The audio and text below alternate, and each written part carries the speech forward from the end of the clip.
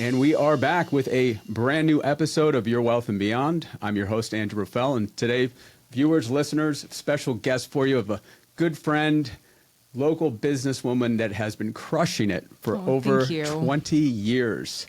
Veronique James, Did you just date me, Andrew? Like, did Sorry you just about that. put a Can we do a timestamp? recut? Yeah. I'm just kidding. So Veronique James of the James Agency, welcome to the Dream Plan so Retire much. studio. Thank you. Not quite 20 years. March of next year marks our 20th anniversary, which is pretty exciting. Still amazing. Thanks. And the Your Wealth and Beyond podcast, we're here to help entrepreneurs learn about some of the successes, the trials, the tribulations of others like yourself who've been out there, who've done it. Cool. And so who better than Veronique to come in and join us today. And Veronique, I've known you for almost now 8 years, 9 years on a personal level. We'll get in a little bit about EO later on. Time flies, doesn't it? It does. We still look the same, though. But today also, one of my passions, even though owning an investment advisory firm, is marketing. Mm-hmm. And so we're going to dig into a little bit of some of the intricacies of how you've created a wonderful culture, but how you've helped so many clients over the years in developing their brand and listening to them and focusing on that. So cool. It's going to be a lot of good stuff today. Looking forward to it. You bet. So almost 20 years building this agency. First and foremost, what gets you up in the morning? It's so interesting because I just had this question asked. I did another podcast on Tuesday, and the why changes throughout the generations of our lives, right? We kind of share a similar EO godfather. Warren Rustand talks about the 3 phases of life. I think I'm in my give back phase now. So I get really excited in the morning about contributing to mentorship. We are a team of very creative, very dynamic, high energy people. And as you just mentioned, I am a seasoned entrepreneur, lots of years under my belt. And I think what's been really fun for me lately is the privilege of being able to solve these complex business problems for our clients through visual communications and doing creative work, which is already so fun. But then to transfer the knowledge that my tenure leadership and myself have to these younger members and teaching them the tricks of the trade, the psychology of the business, how to navigate some what I consider very complex or subjective business issues, because graphic design, web, PR is very biased, right? It's a very subjective lane, and how to translate the value perception to clients is a whole nother level beyond just doing the work. So I've been having a ton of fun getting up, going to work, and then of course leading by example for my family. My 2 young kids has been really fun, and they're becoming their own little people, and they're picking up on some of our core values. So it's been a really cool year for us. And let's touch on that, the work-life balance for a lot of entrepreneurs, whether they have a company that is mature or they're just starting. It still brings from being an entrepreneur every waking moment where it's thinking a lot of times of the business. Yep. We get to a point where we have a great leadership team and we can, get out of the weeds. But how do you manage that work-life balance with having the young kids that still need a lot of your attention? When you solve that problem, let me know. Again, it's just an ebb and flow. I personally believe there's never like a perfect balance, right? Sometimes the business needs more of me, and that's when I have to lean into that. And I have a very amazing support system at home that supports me in those endeavors. And then sometimes the family needs me more. You're right. My brain never shuts off, right? So work-life balance is more of a mental game for me, and knowing when it's time for me to turn down the volume of, those shower thoughts. I think every entrepreneur jokes about those moments in the shower, those big ideas.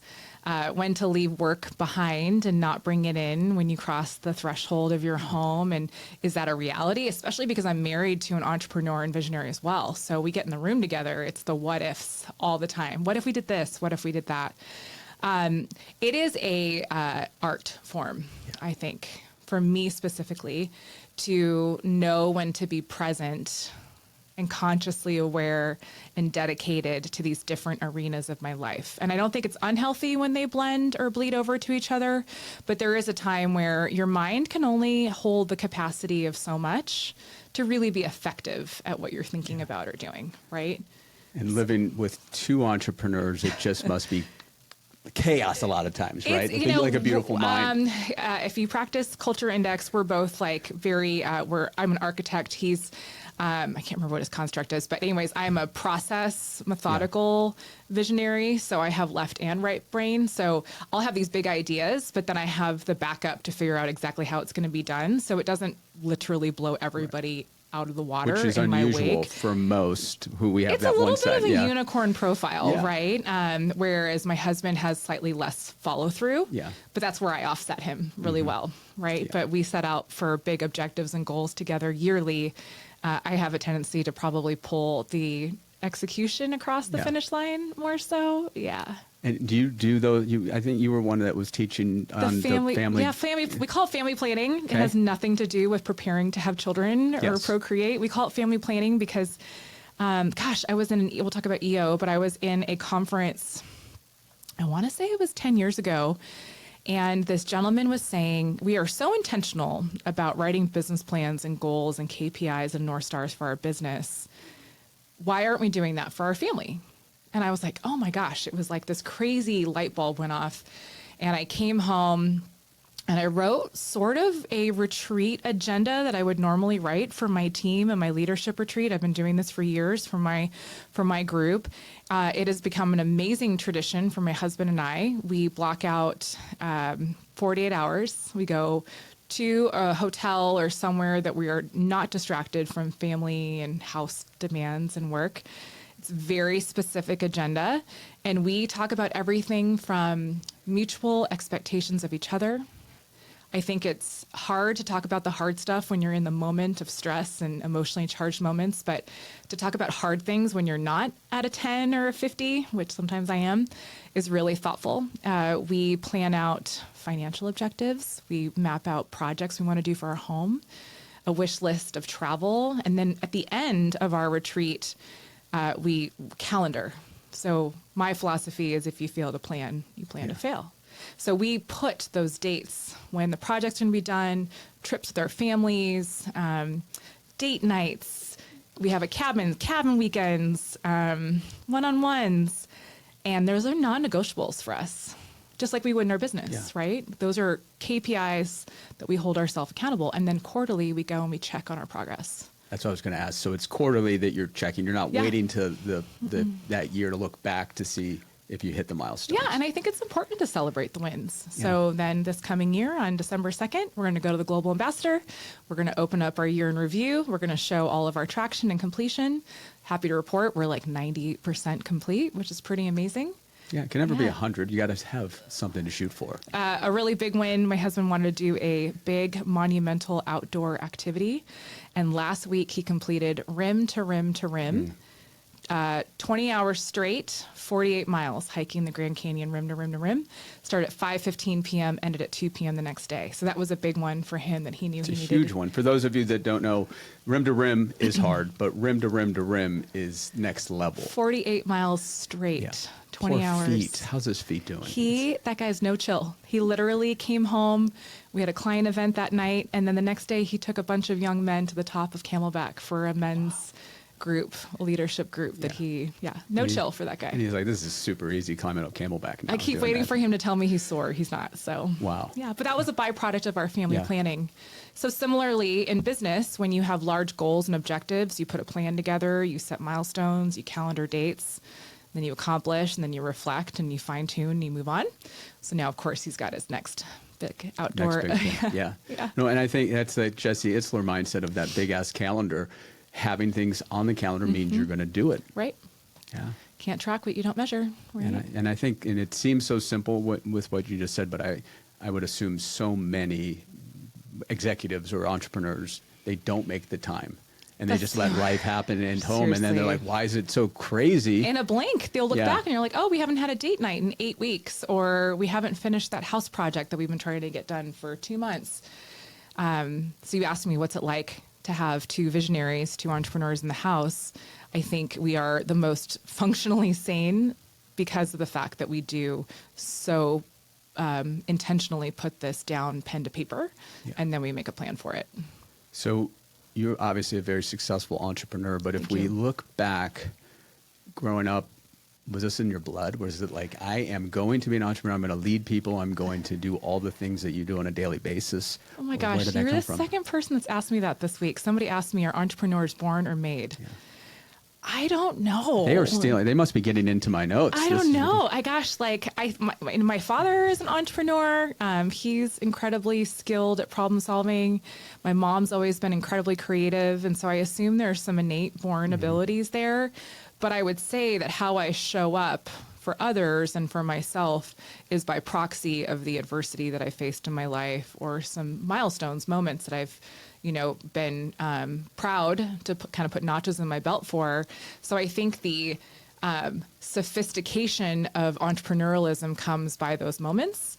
But I think maybe innately I am just the one that likes to trailblaze and lead. And I do feel like that's a superpower of mine, which also could be a weakness, but I do like to get everybody paddling in the same direction. And you became, in a sense, almost like an accidental entrepreneur. You talked about, a little bit on that, and I did some research. I did not know how you started the James Agency, Yeah. but you give a quick, maybe high level of that. I will do my best to shorten the narrative. Graduated from UVA, ended up here in Phoenix, worked at a small agency, 7 people, 8 people.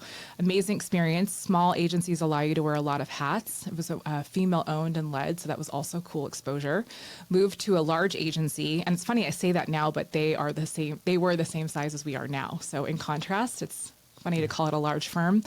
40-year legacy firm, big accounts, amazing experience, bad culture, lack of leadership, accountability, a lot of turmoil, tireless hierarchies of communication. I was like, man, there just has to be a better way, because it impacts the work and it impacts the client's visibility and trust. Same time, I had gotten married really out of school very early, about a year after recognized I needed to not be married anymore, and went through a divorce. Nothing says blow up your life when you're going through personal crisis at 24 years old, right? So I made the conscious decision of love my job, don't love the culture, going through this, kind of need to freelance to make some money to pay off this crazy debt that's accumulating from the dissolution of my marriage.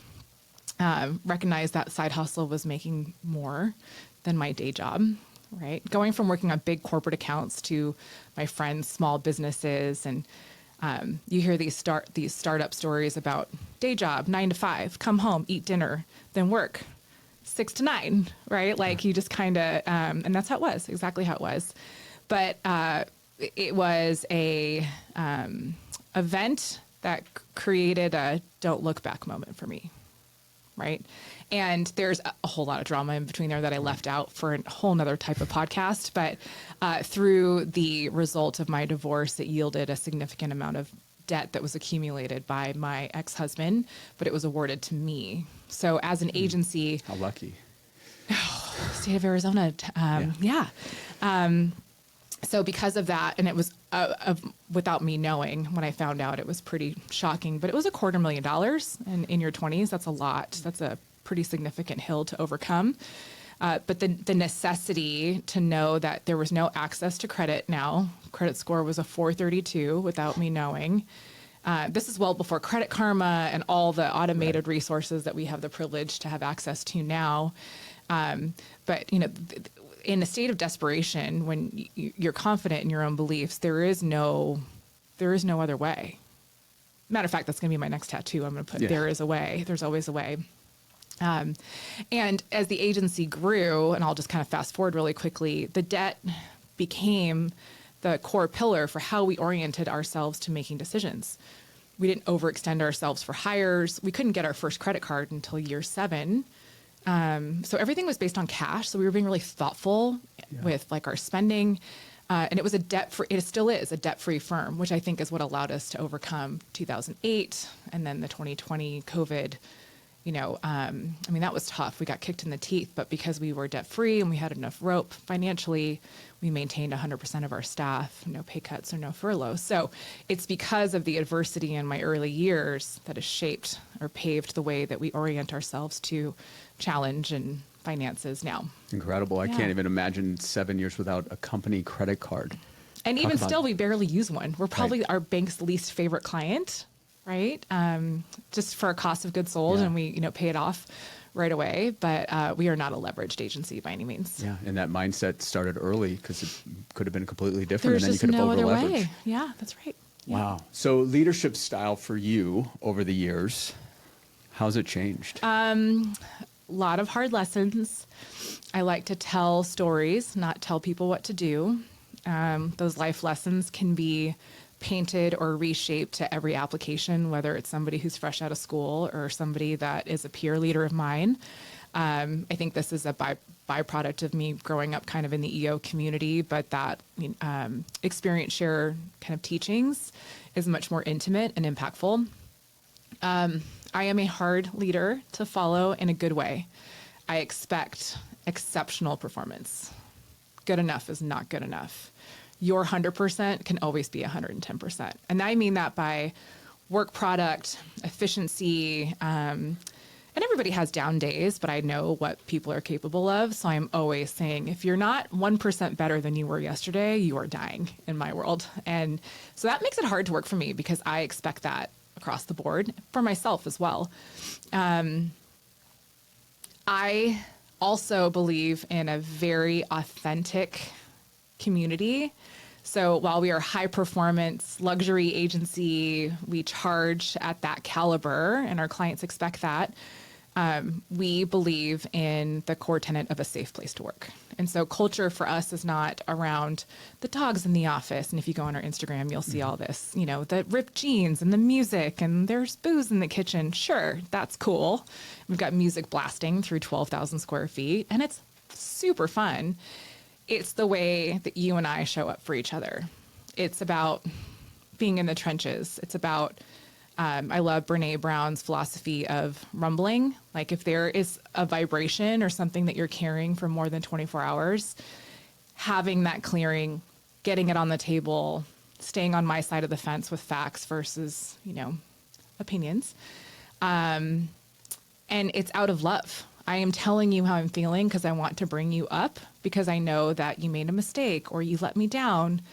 And we do retrospectives as a team as well, where we collectively talk about what worked, what didn't work, how can we level up next time, not just for the mistakes or the things that didn't go well, but for the things that did go well too. Like we really carve out time to collectively reflect because I believe that if you don't sit in it for a minute, you're going to miss some of those key learnings moving forward, right? Yeah. So I don't take it for granted that I have an extraordinary leadership team. Like my CCO is from the inception of the agency. So he's been with me for 19 years. I always joke that I'm going to bury him under the building. My president, she is coming up on 13 years. My creative director coming up on 14 years. My production director, 10 years. So can you imagine having this community of people that have been with you since those humble beginnings, creating that grounding force of where we were and where we are now? That is such a unique gift for and especially me. in your industry where there's a lot Such of a high turnover. churn. Oh my gosh, it's crazy. Yeah. 2 years, maybe max. And the check-ins that you're doing, the quarterlies that you've been, those are all the things especially as you get more and more out of the weeds and not having to do those day-to-days, those check-ins, those emotional check-ins. So important to the culture. Yeah, totally. I think that it's funny. We've hired 12 people this year, which is a lot for us. We're scaling up pretty quickly, all growth, not replacement, which is really exciting. And the feedback that I'm receiving from members who are joining us from other agencies is, wow, you guys really spend time caring about professional development and emotional EQ and where I'm at within my journey. And I love hearing that feedback because it's a testament to all the energy we put into that. And then being very thoughtful about carving out time, right? I talked about that with my husband and what we do there, but those quarterlies, shutting down the office, group learning, vision planning, alignment, and team building, that one day of non-billable time, 10X's the next quarter because people have connection, camaraderie, respect for each other. We have a shared vision and mission and values for the next 3 months. Of course, we have company, standards as well. But But one of my newest leaders said, nobody does this. Nobody does this work. She's like, what a privilege for me. She's like, I have worked at 3 other agencies. Nobody does this. And I'm like, it was mind blowing to me because sure, it's expensive. And yeah, it's kind of scary. Like you're shutting down the firm and you're telling your team, hey, you got to come prepared. I know you've got a lot of deadlines and you got to tell clients, hey, we're not going to respond to your emails today.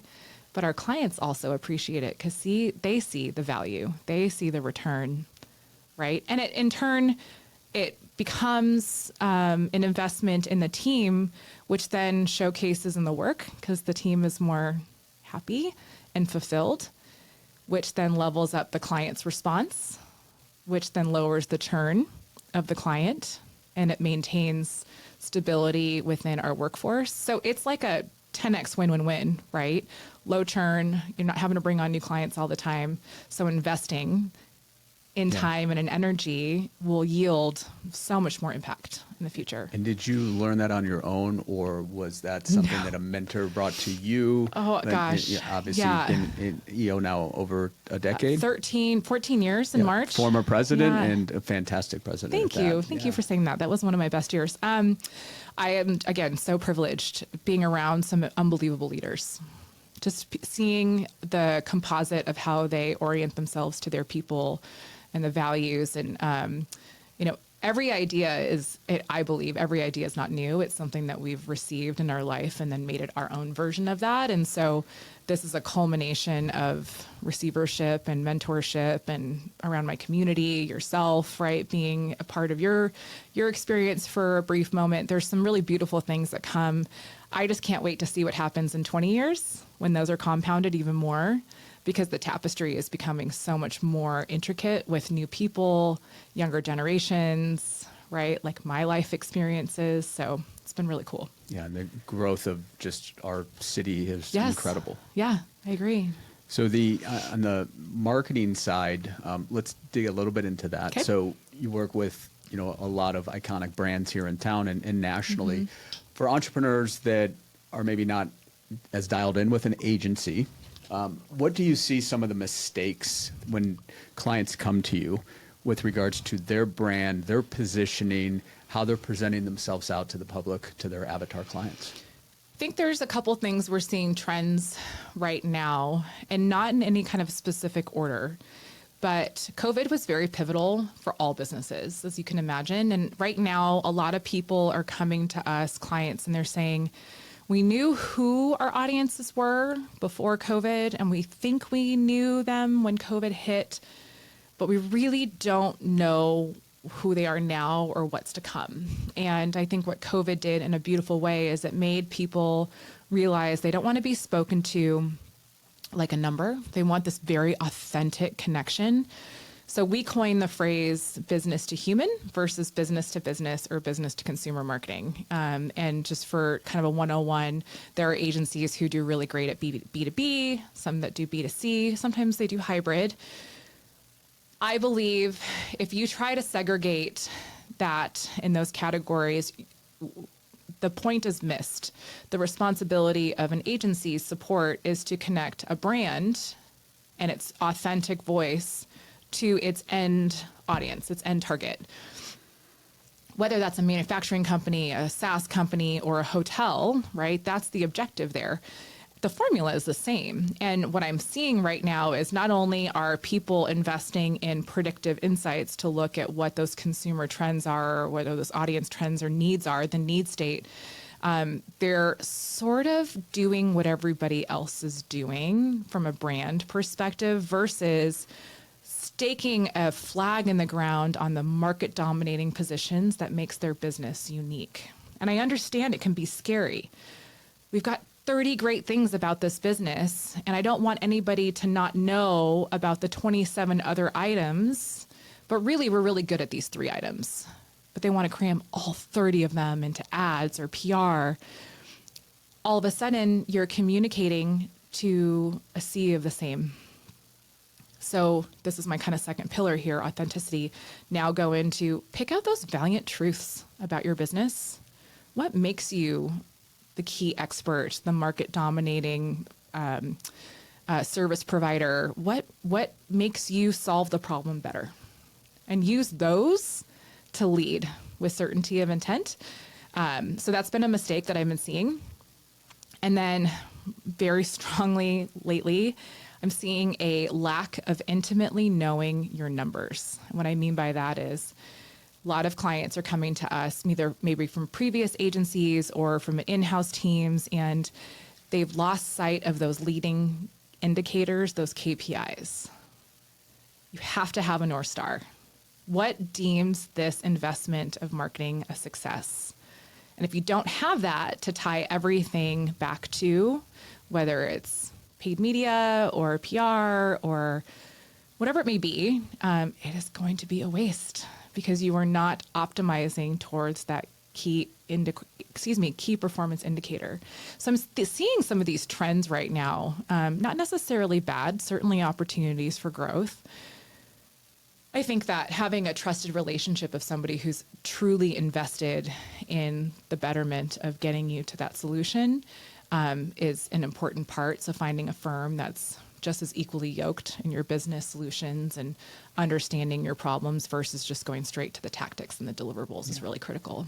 And, when you sit with a client, getting to know them, and now you're not so much doing that yourself anymore, but it's your team. And when you were doing that, it's that brainstorming session, all the things you just mentioned there, but helping these businesses get back to their purpose, to their North Star, like you indicated. Yeah. And so many times they're off path just because they just don't know anymore what their true vision, and they have to combine it. Absolutely. And I get it. Like, it's a stressful and fast world out there, and it's very easy to become enamored with the next shiniest thing, or maybe feel overwhelmed because your competitors are trying the newest tactic. But when you come back to those core tenets, that North Star, maybe those new tactics don't align authentically with who you are as a business. And it can feel very disjointed, and then there becomes a clutter problem. And the audiences, the markets out there, they're very discerning now because media is fast. And they can pick up when a brand is being unauthentic very quickly. And we've seen it, whether we realize it or not. We've seen it. We can see the ones that work very well. They use channels, media channels that really align with their mission, vision, core values. So I would say our strengths as an agency is well beyond stellar work and results. It's about that business alignment. We get very involved and invested in their operations and understand where some of those gaps are and those gotchas. Solving to align those problems to ensure there's authenticity, and then figuring out that strategic plan to augment or amplify those market dominating positions. Which has been so much different than when you first started, because you're probably just doing projects, one-offs. Nailed it. Absolutely. And so you're hitting good revenue, and it's like, wait, I start all over.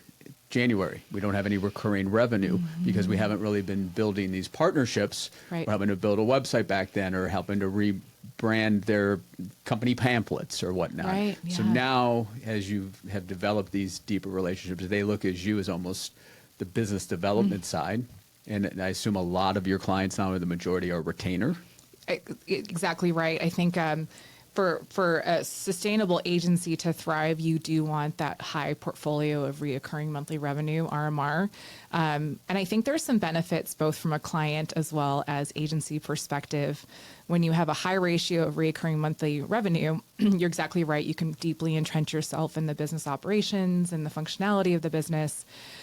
From an agency perspective, consistently bringing on new business when projects end can be very taxing emotionally, because the same amount of effort about learning about that business is applied for a 3-month project versus a 3-year retainer, right? And so we love projects, don't get me wrong, but we just try to stay heavier on the reoccurring monthly engagement perspective, because we find that our efficiencies and our acumen about the client, there's just so many pieces of value that translate out of having that extended amount of time. It's like AI. The more information you feed it, the smarter it becomes. Similarly, as an agency, the longer we have, the more effective we are about speaking about the business as if they would themselves. And on that AI front, how are you guys leveraging AI now to be more productive or to, gosh. because it's every day there's more. I mean, it's so hard It's so for us. fun. Yeah. Oh my gosh, it's so fun.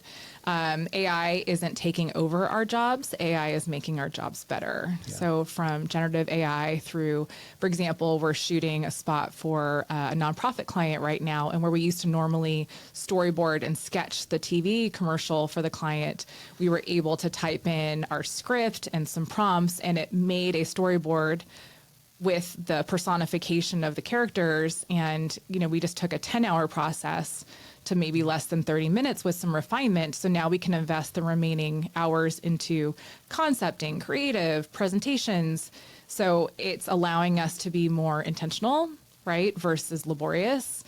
The efficiencies create space for critical thinking, which I think is important, because if an agency is in constant reactive, like fire mode, you have very little room for strategy and very little room for creativity. So our tech stack is pretty hefty. It's basically a mortgage every month, but we cannot get enough. And I am so lucky. My president, she's a integrator at heart, but she's always wanting to test things. A tech nerd. She gets in deep. Yes. Yeah. Her nickname is Mega. Yeah. Right. Her name's Megan, but she's really good. And she's like, I'm just going to test this for 30 days and then we'll beta and then we'll roll it out to the agency. And I can tell you that there is some resistance from the agency at large when we introduce something new, because it's new, right? It's scary. It takes time. But once the repetition is there and they realize how this can become second nature, all of a sudden it's like, how do we live without this tool? Which is pretty cool too. And the clutter of over the last decade, social media and all the outlets, and how can we as businesses get out of that clutter, get out of that just fast food, and it's like it's on to the next. How do you get your clients to breathe? My chief creative officer is like the most zen, opposite of me, guy. It's a good yin and yang then, Totally. So his philosophy is slow is smooth, smooth is fast. And he championed an analogy about a month ago to our team. He said, if you sharpen the axe for 10 days, you'll only have to cut wood for one. Pardon me. Or if you only sharpen the axe for 1 day, you'll have to cut wood for 10.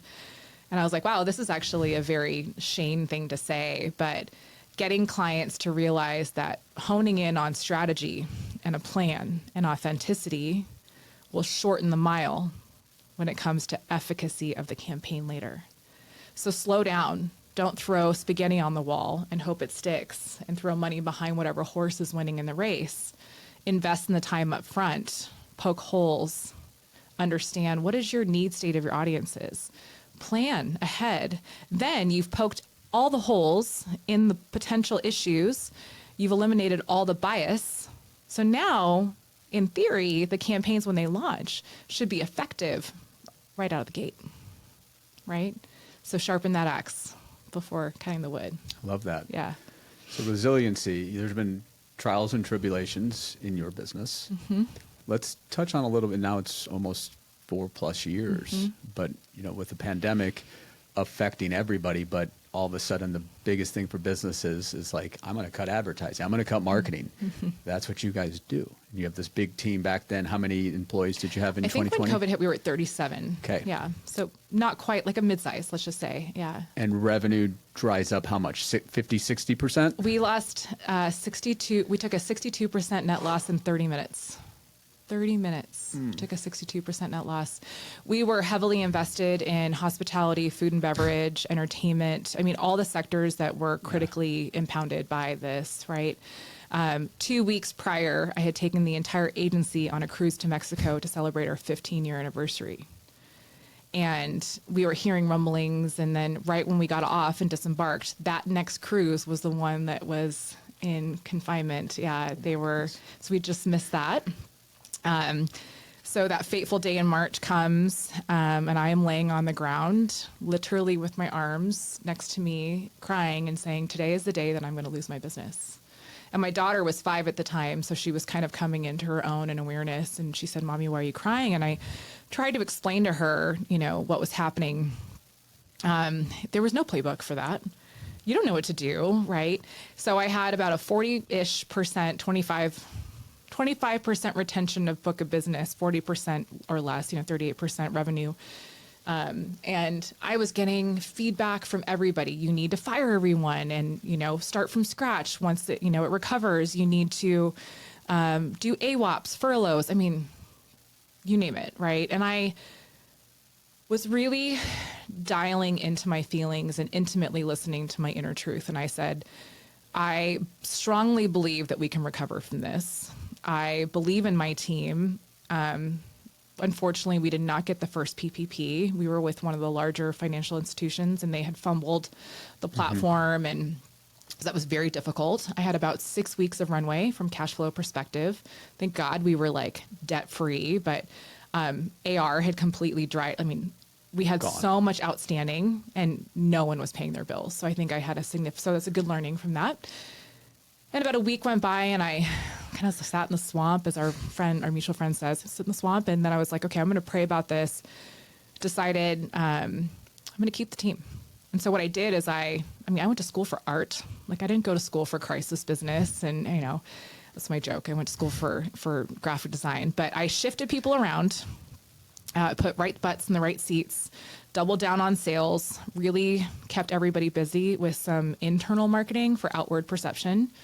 Couple things I did, which I pride now myself on, daily Zoom stand-ups, all agency for morale, connection. It was a deep, dark time for everybody. Every Friday, I would deploy a scorecard to the team with client attrition. We were actively trying to bring on new clients. I mean, we were grasping for all kinds of projects where we were cash flow, like it was open book management. And I think that created a sense of trust that the team had a pulse on where we were from an economic standpoint, because I had other agency friends, peer leaders, who were forced to literally lay off like entire teams within 1 day's notice. So because either didn't have the insight or they lost a big client. So that was amazing.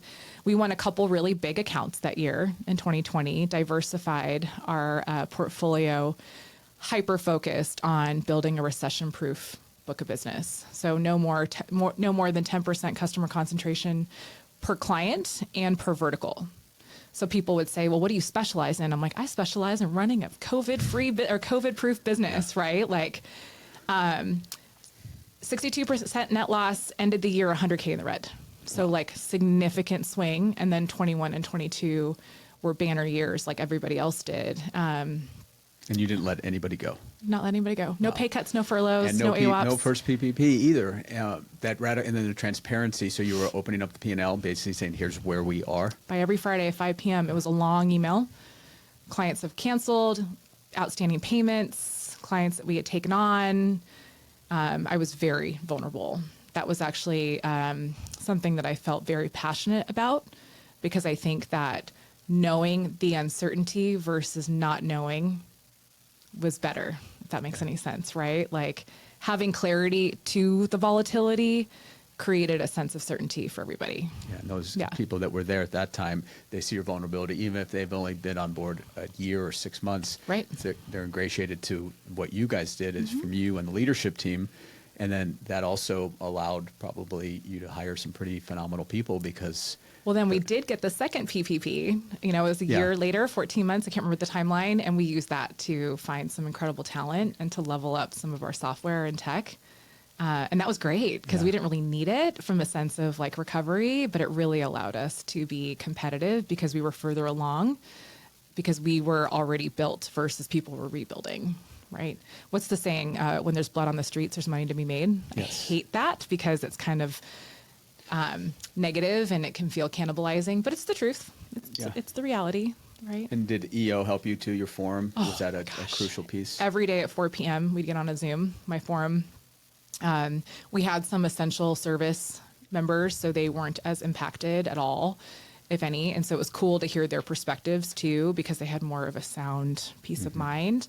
And they were doing due diligence and research when the others were hair on fire, running around like our heads were cut off. But every day for 6 weeks consecutively, we met at 4 p.m. and we talk about what we learned. We had a shared resource on Google Drive, where we drop documentation, following the CDC guidelines. And that was actually very testifying to the unity of our group, to be able to be willing to take time out for each other and share when we're all already so busy. And then more importantly, I think it expedited the practice of learning, because there was so much information out there that there was not enough time to stay up to date with all the changes that were happening politically, economically, health-wise. So to have that condensed by 9 other people in an hour time frame really allowed me personally to accelerate my understanding and make proactive decisions versus being behind the 8 ball. Yeah, that's tremendous. And that learning curve too, because you've been through other recessions in 7, 8, 9, but you were just such a new company at that time. Right.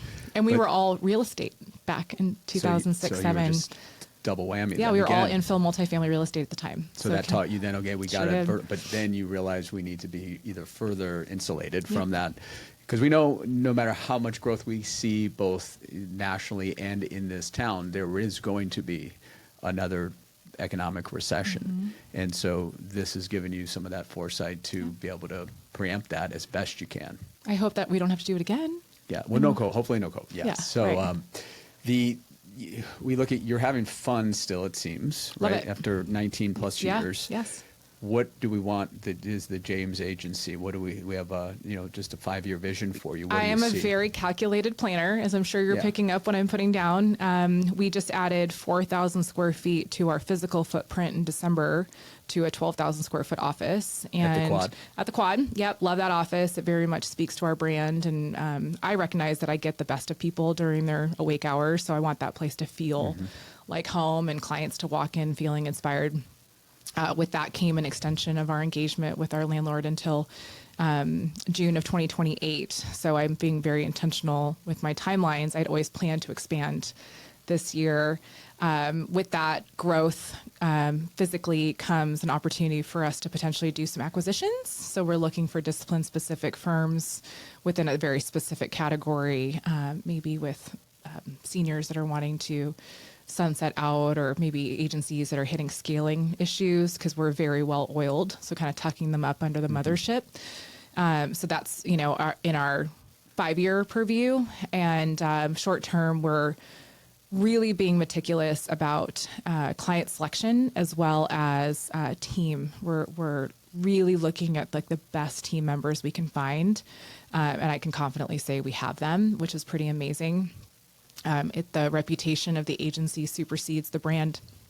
And that's a byproduct of our leadership, but we have 15 to 20 resumes a day. So in contrast to the Great Recession, we're so privileged to be able to have this line out the door.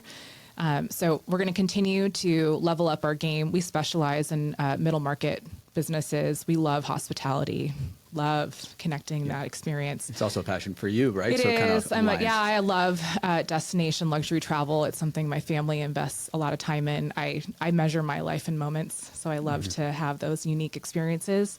I just was thinking of the song in Rents. Sees 500, right. 25,000, 600 minutes. How do you measure Right. it?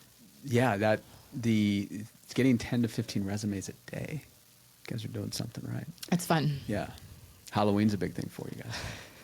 How was it this year? I went as Beetlejuice. So for those of you that don't know, Veronique loves Halloween. It's you so have fun. to just go through the Instagram to see what I created a reel this year, a highlight of all my years, because so many people keep asking me. It's not about the spookiness; it's about the creativity. I love seeing people transform themselves. I used to be a makeup artist in college, and so it's also a personal challenge for me to find something and mimic that. So this year, I even had like the icky teeth, and I did the moss and the cockroaches, and I sent a picture to my dad and my stepmom, and they're like, "Who?" My stepmom's like, "Who's that?" My dad's like, "That's V."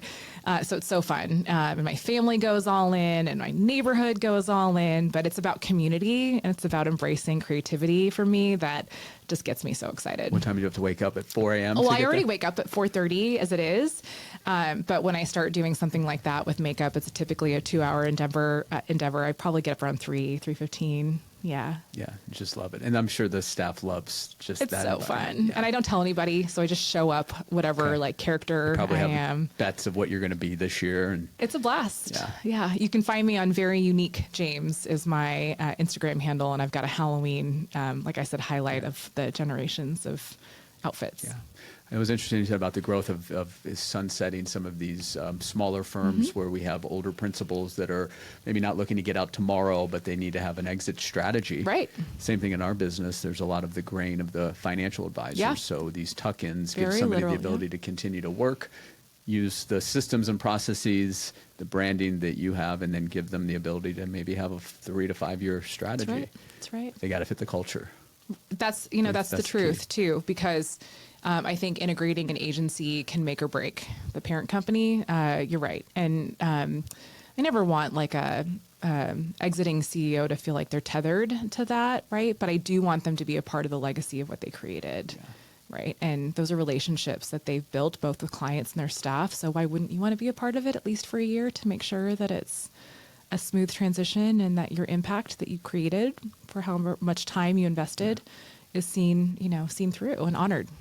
Now you guys are in a position that you can bring on the clients that you know are going to be the right fit. Over the years, you've probably brought on clients that you just had to have that project or that Facts. money in. Yes. What are some tips for maybe when you know it's not the right fit and they're just never, in this sense, going to be happy with the work, or there's just some type of philosophical differences? How do you go about letting a client go on their own? We try to avoid that by having the thoughtful discussions up front, right? So we are very careful and selective about the types of clients that we engage, which means that we invest a lot in that discovery process, probably very similar to your business. Slow is smooth, smooth is fast, right? So we spend a lot of time getting to know the client's philosophy around their business. The right types of clients for us are those who not only have the fiduciary capability of engaging an agency, right? And realistically, you can't have 100 goals and only have the financial wherewithal for one of those. That's just not a realistic alignment. We also look for clients that are brave, that are willing to take risks. And while we are there to execute against their goals, to be open to us as subject matter experts, to truly have their back from a consultative perspective and say, we suggest, or we want you to try. We love clients that have a sense of trust, and we don't expect that right out of the gate. We know that we have to have some proven results under our belt with them for them to believe in us and trust us. But when we find that clients after a certain amount of time are not honoring that commitment, because that's really what you're paying for, is somebody to have a third party lens, to be seeing the forest through the trees. Because as an owner or a C-suite executive, there's an emotionally charged component to the peaks and valleys of your business. And so we can be that quarterback, that level setting, thoughtful connection. It's a moment in time where we recognize that maybe the value-based pillars or tenets that we hinge our relationships on are in misalignment, that we respectfully let our clients know it doesn't seem that we're able to fulfill your expectations, but we never leave them high and dry. We obviously do some sort of, runway of terming out. We find partners that maybe will be better suited. We have lots of relationships, trusted relationships that we'll make warm introductions to. And it doesn't happen often, like I said, maybe once every couple of years.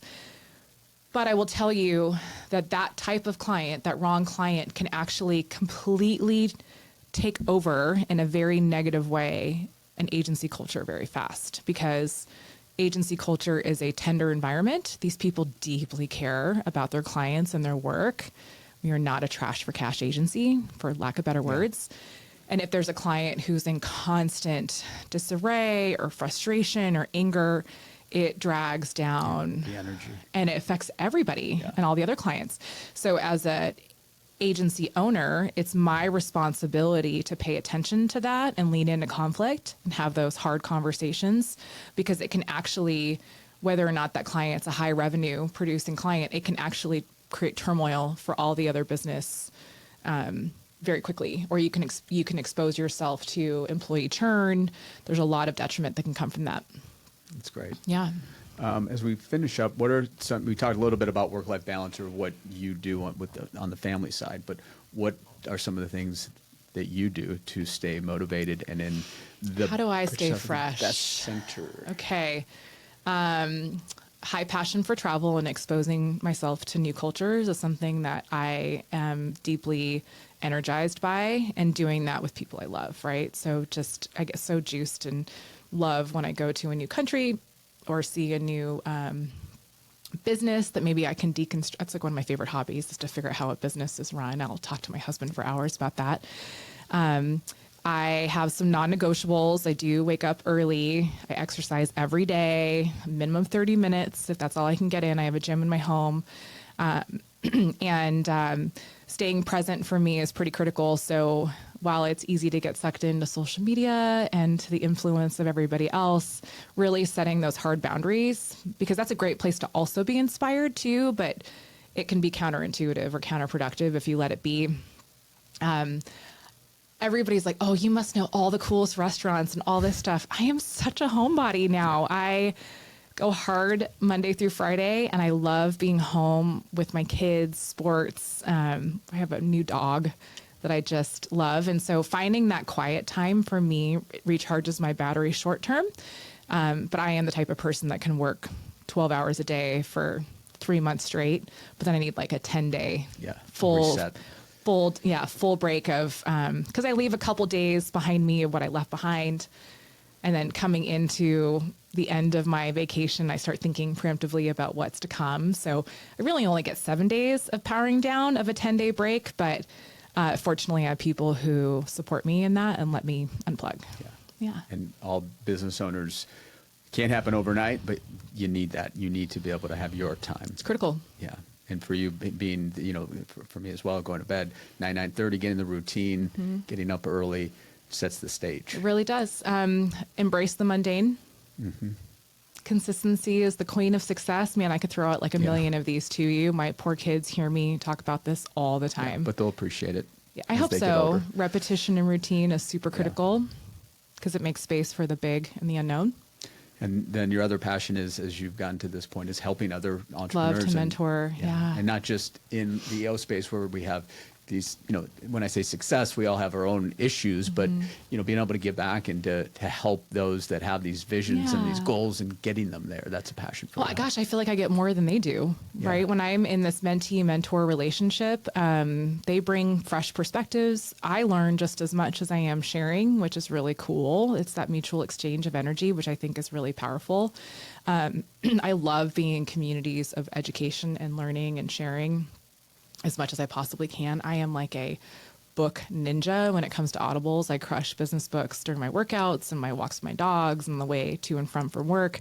So as much as I can like learn and then share in my own way, it just makes my cup filled. And on that full. note, any good recent business books that we can tell the listeners and the viewers? An oldie but a goodie, and I'm surprised I hadn't read this one yet, but I'm listening to The Great Game of Business. I think they just celebrated their 20th or 30th year of the publishing of the book, and it's about open book management. Which is big from back then. That didn't really happen. So right. And we're already doing open book management, but we're getting really ready to fully expose that from an accountability perspective. So there's some really good stuff there. I actually really enjoyed listening to Scaling Compensation by Vern Harnish. I can't remember how long that's been out, but there's some really good thoughts around combating these wage hikes and some alternative ways to manage, and especially right now with some of these employment mandates that are coming down the pipeline, right? So just some good nuggets, some good ways. I love good ideas. I have in my notes app, I'm always writing or voice dictating things. And sometimes I'll go back to it. I'm like, it's not really valid anymore. But for the most part, it's pretty good. Yeah, continue evolving, continue learning, having that passion, that thirst for knowledge. Totally. Yeah. Well, this thing's flown by. What time is it? You're right. It has been already an hour. We could spend another 2-3 hours digging in. But this just, tip of the iceberg of some of the value that you've brought to yourself, to your firm, to your family, to other business owners. I think it's been a great episode. Any last words of wisdom before we let you get on with your busy day? Oh, thanks. I just would say to anybody who's thinking about becoming an entrepreneur is just to trust your inner truth and your inner voice. That intuition serves you well, right? And yeah, there will be some learnings and some speed bumps here and there, but really aligning with your inner objective, I think, is really a good thing. Beautifully said. Yeah. And listeners, viewers, make sure to check Veronique out on the James Agency, or we call it here TJA. Yeah. They're doing some incredible stuff. They've got some incredible you. clients, and you can get in contact with Veronique that way. Appreciate you coming by. Thank you. Thanks for having me. This has been awesome. Happy planning, everybody. We'll see you real soon. Thank you.